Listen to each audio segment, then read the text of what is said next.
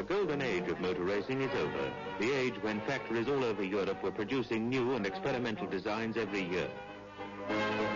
With the coming of the Depression, the emphasis shifts to the drivers.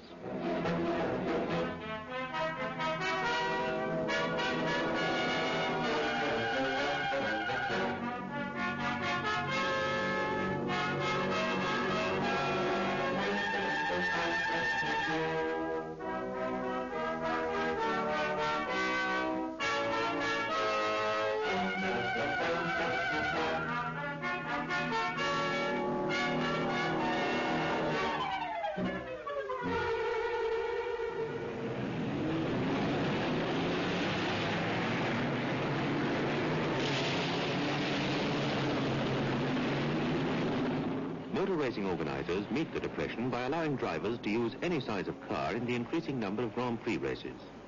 In the Monaco Grand Prix, the lucky ones have either bought or borrowed supercharged straight-eight Bugattis.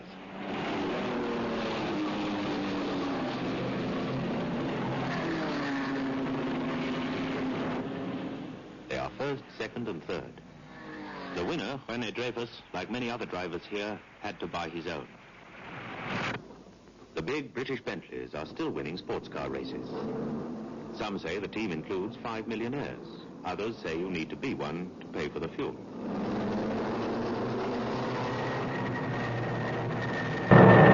The Bentley boys, as they are called in the popular press, win the Double 12 at Brooklands. They win again the following month at Le Mans, after a duel with Caracciolla's even larger white German Mercedes.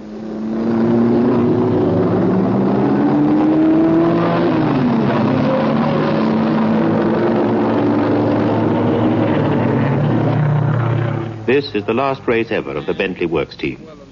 Their days are over. Nobody to beat. Well, we had nobody to beat but ourselves. So that was the best way of taking it. It was just touring. Is that right, Glenn? That's right. Tim Birkin, however, enters a private Bentley in the French Grand Prix. The French crowd are amused to see something rather like a lorry among their Bugattis. It is a pity that some of the only film left has been obscured by a misguided artist. For this is an epic battle, with Birkin in his 2 tons of Bentley up among the fastest.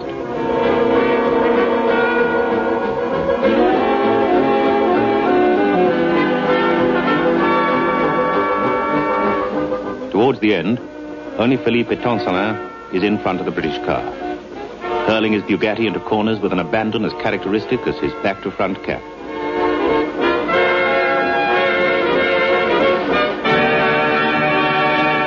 Etancelin is first, with Birkin less than 3.5 minutes behind after 245 miles. It's now the 3rd French Grand Prix running, won in a Bugatti. It's getting monotonous.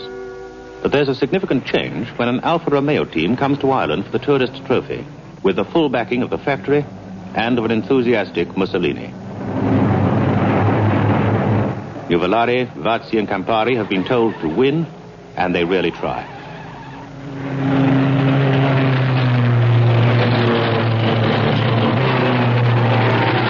Campari is called in to be reprimanded, but he just can't spare the time.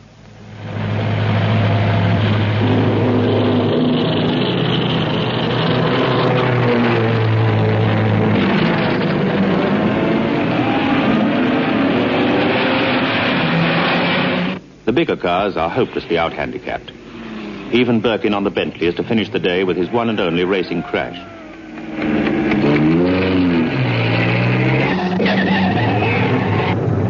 It's a tough day for all the independent drivers, and a complete victory for the Italian team.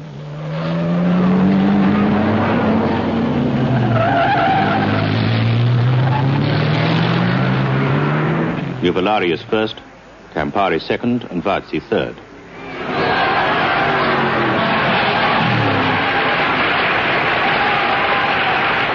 Tazio Nuvolari is only 5'2", but handles a car, when roused, with such verve that some say he has a pact with the devil.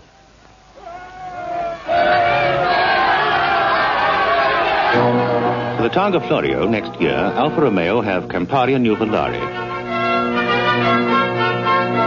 Nuvolari has quarrelled with Vazzi, who has left Italy to drive a French Bugatti with a new twin-cam engine.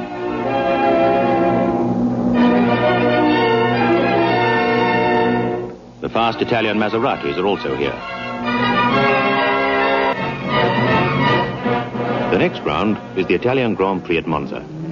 Varzi has a Bugatti, Nuvolari an experimental 12-cylinder Alfa.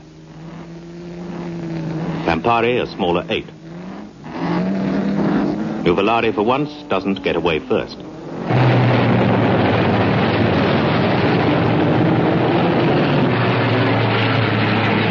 Grand Prix races this year are a minimum of 10 hours, and Varzi leads for the first 2. Nuvolari is third, struggling with the big car. Then Varzi goes out, while Nuvolari takes a rest. Il Duce had told him to start and win, but his car has been withdrawn.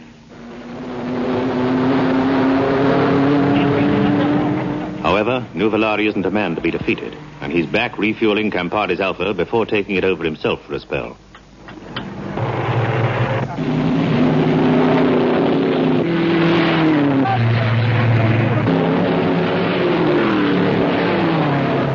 The straight 8 comes in first, and in future will always be known as the Monza Alfa Romeo.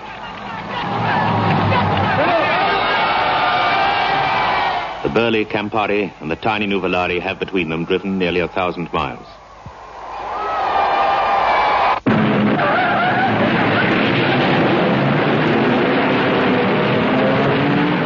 The Monza Alfas and the Maseratis now challenge the victorious Bugattis in the French Grand Prix at Montlhéry near Paris.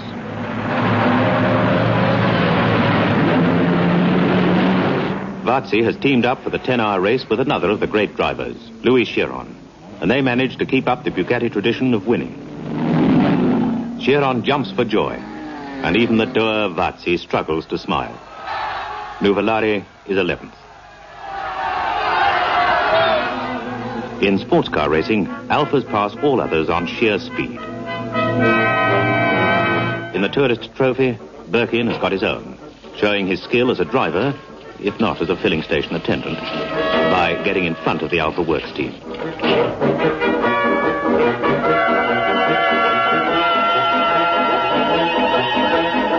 He regrets the lack of the right British car all the more at Le Mans when he and Earl Howe receive a telegram from Mussolini congratulating them on their win for Italy. In the Monaco Grand Prix, Varzi and Nuvolari renewed their rivalry. There's a Monza Alfa in the white of Germany. It's Caracciola. He's given up Mercedes and joined the Alfa Works team.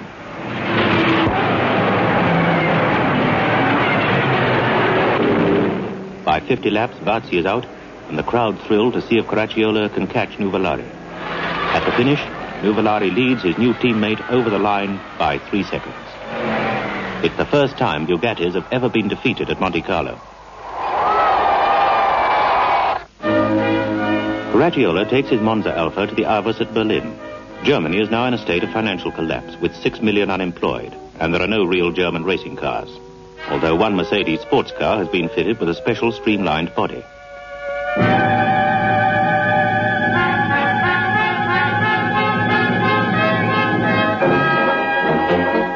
The long, straight roads of the Avus make it the fastest race in the world, and it takes its toll.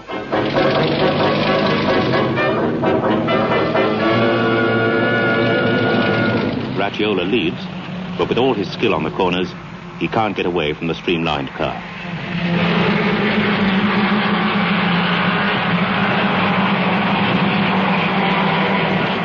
Right at the end, the big Mercedes goes ahead. And Manfred von Brauchitsch, winning at over 120, becomes famous overnight. The P3 Alfa Romeos in the French Grand Prix at Reims are among the great racing cars of all time. All others are left behind as Nuvolari comes in first.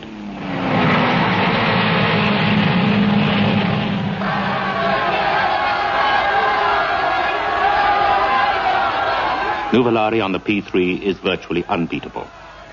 Even the twin-cam Bugatti, with Varzi driving, cannot hold the new Alfas. Watch how Nuvolari gets away in the Monza Grand Prix.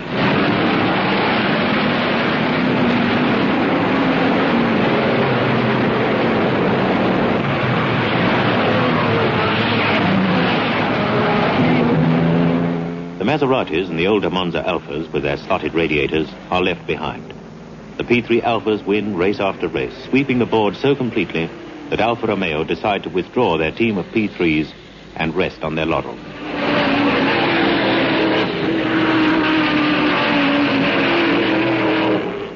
During the early 30s, the only other important racing is in the States.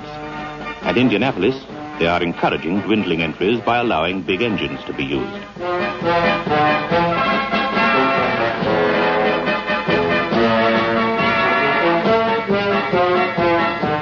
It's real hairy racing.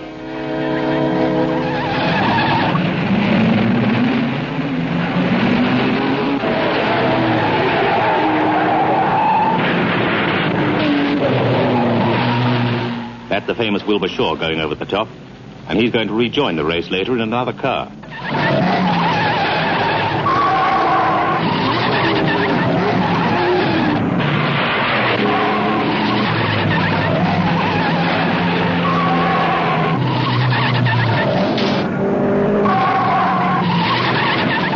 A lot of people are very lucky not to get seriously hurt, as average speeds are now well over the 100 and going up steadily each year. But at last, the luck runs out, and 5 men are killed before Louis Mayer comes in on his Miller engine special to win for the second time.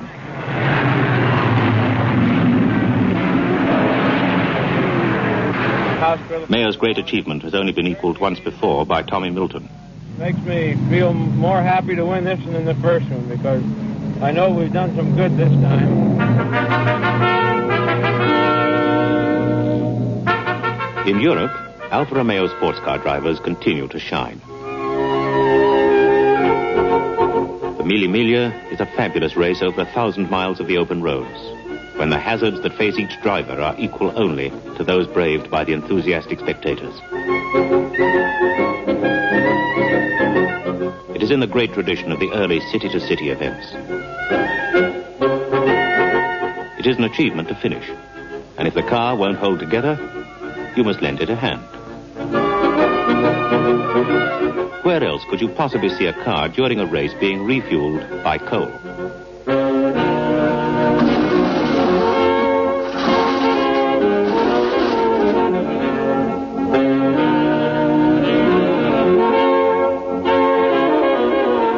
Nuvolari is one of the immortals of the Mille Miglia, winning the race this year for the second time. Last year he was champion of Italy, but the official withdrawal of Alfa Romeo with all their P3s is disastrous to his racing career.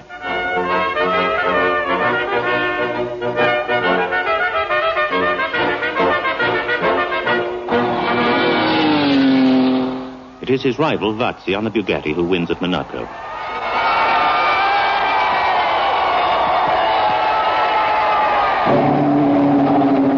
Vazzi wins again at Tripoli.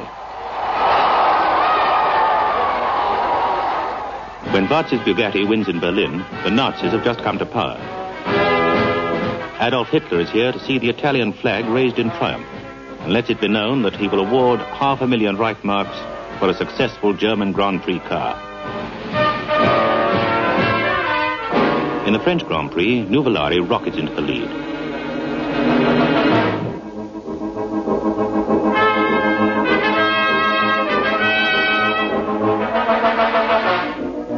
But Nuvolari's car is a now outdated Monza Alpha, and as so often this season, it is to failure.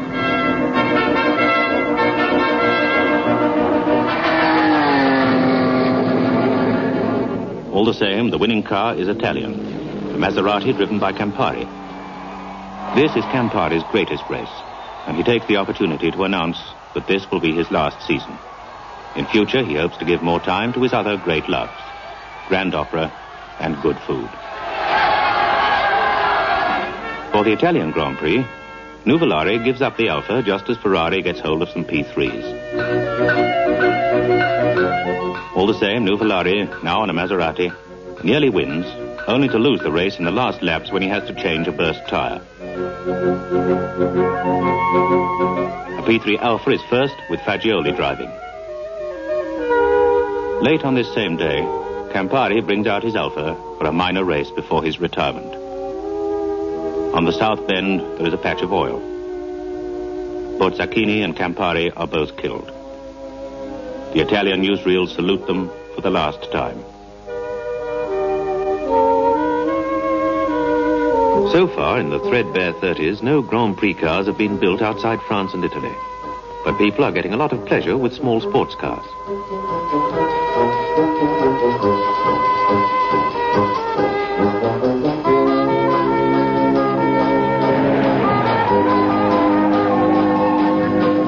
Others take their fun on the sands and find they bump into all sorts of people. On the new circuit at Donington Park, the enthusiast who likes to do his own last-minute tuning gets his chance.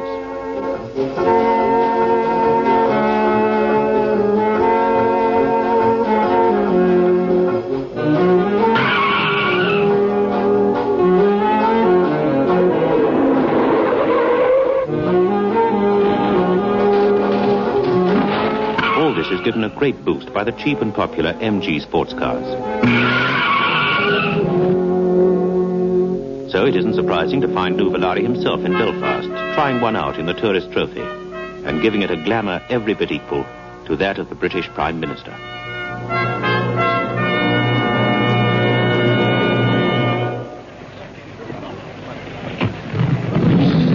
The small MG midgets have 3-lap start, while Nuvolari's class with the larger engined MG Magnettes only get 1 lap.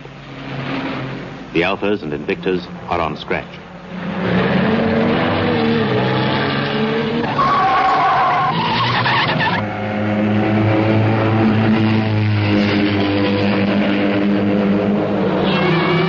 Nuvolari is soon way ahead of the rest of his class.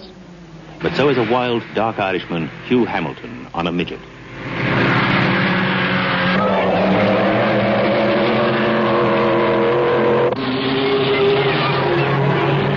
Before long, it is clear that the Irishman is leading the world-famous Italian by seconds and looks like winning.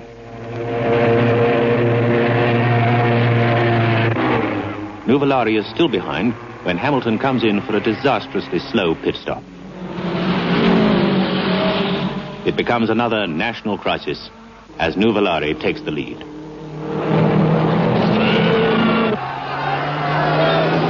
Nuvolari comes through to win the Tourist Trophy for the second time.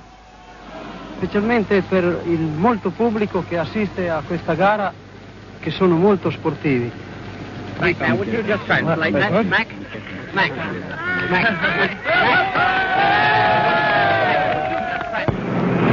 This year at Indianapolis, it is reported that there aren't any serious accidents in the race, but it still can't be described as uneventful.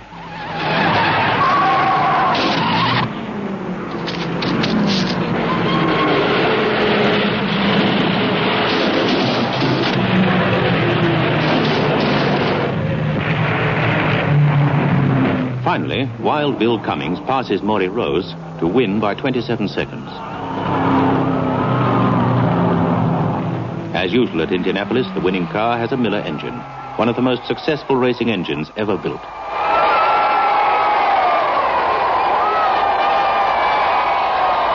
In Europe, Grand Prix racing comes back to its former glory with an effective new formula, a 750-kilogram weight limit.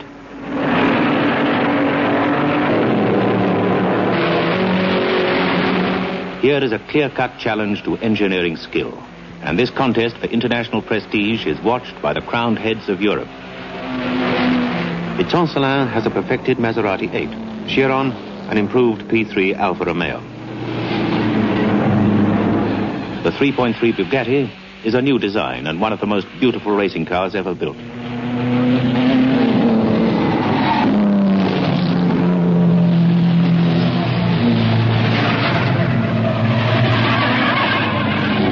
Chiron is way ahead on the Alfa, and it looks an easy win. But on the last lap, he makes one of his rare mistakes. It is another of the new Alphas that crosses the line with a brilliant young driver from Algeria, Guy Moll.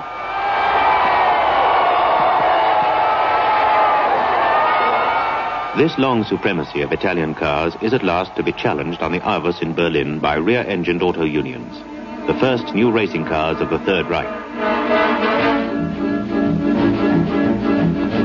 The revolutionary silver cars, weighing well under a ton, have engines producing nearly 300 horsepower, and von Stuck is leaving the Alphas behind.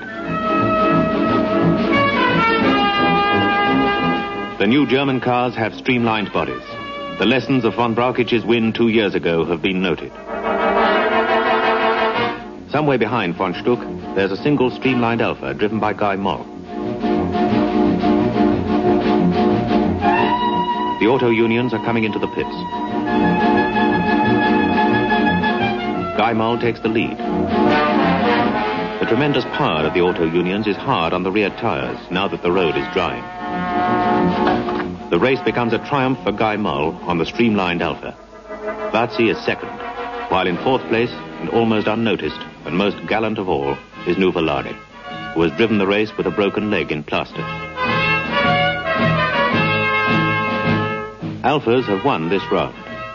But 5 weeks later in the French Grand Prix, the finest cars of France and Italy are to meet a double challenge from the new Germany. Besides the auto unions, team manager Neubauer is here with 3 Mercedes. Their engines have over 300 horsepower, and all 4 wheels are sprung independently. With them are experts on tires, fuel, and carburation.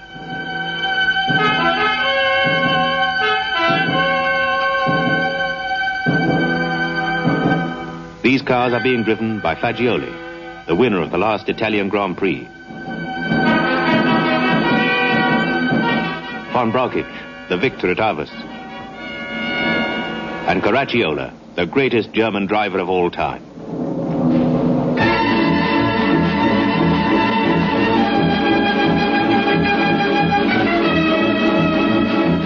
In practice, both German and Italian cars break the lap record by 3 seconds. Then by 4, then 6, 7, 11, 12, and finally by over 13 seconds. The Italian and French cars have work support, but no one has ever gone racing before with an organization as large or as thorough as this.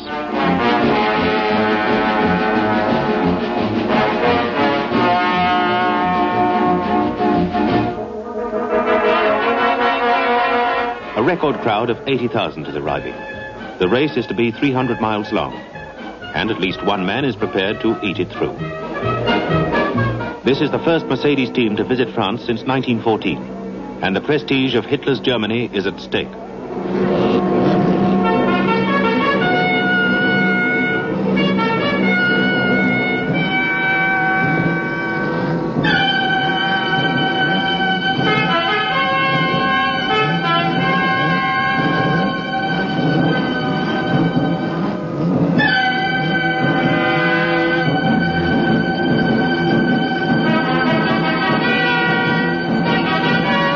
Watch Chiron's Alfa come up from the third row.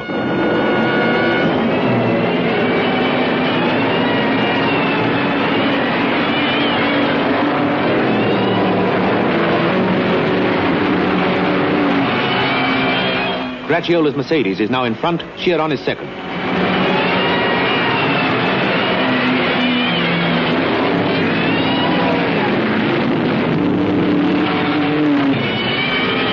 It's Chiron. Caracciola is second.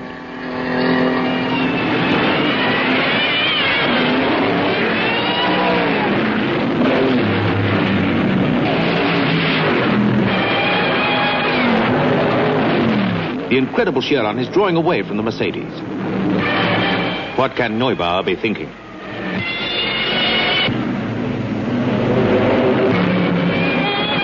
Chiron's Alfa still leads as von Stuck, on an auto union, moves up into second place for a new German attack.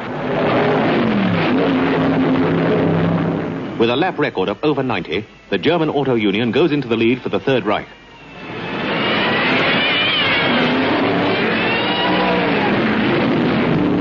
Most impressive of all is the road holding of the German cars and the way they seem to float over the concrete surface. All other cars appear obsolete as they bounce and bucket along.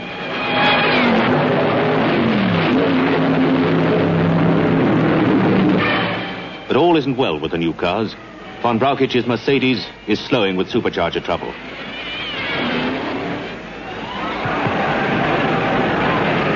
Another Mercedes is coming in. It's Caracciola.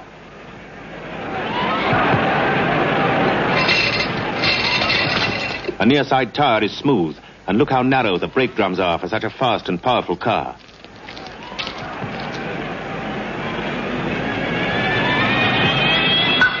Chiron is again in the lead, but now Fagioli's Mercedes is right on his tail.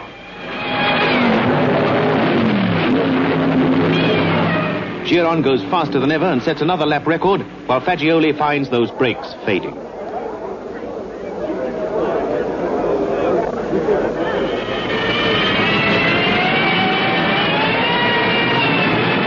The auto unions are also having trouble. And Varzi brings another Alfa into second place.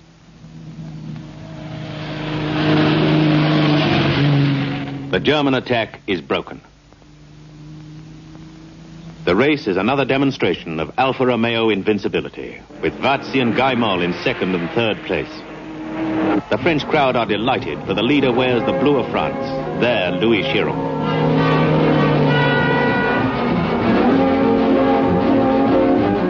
Louis Chiron's greatest victory is the peak of Alfa Romeo fortune.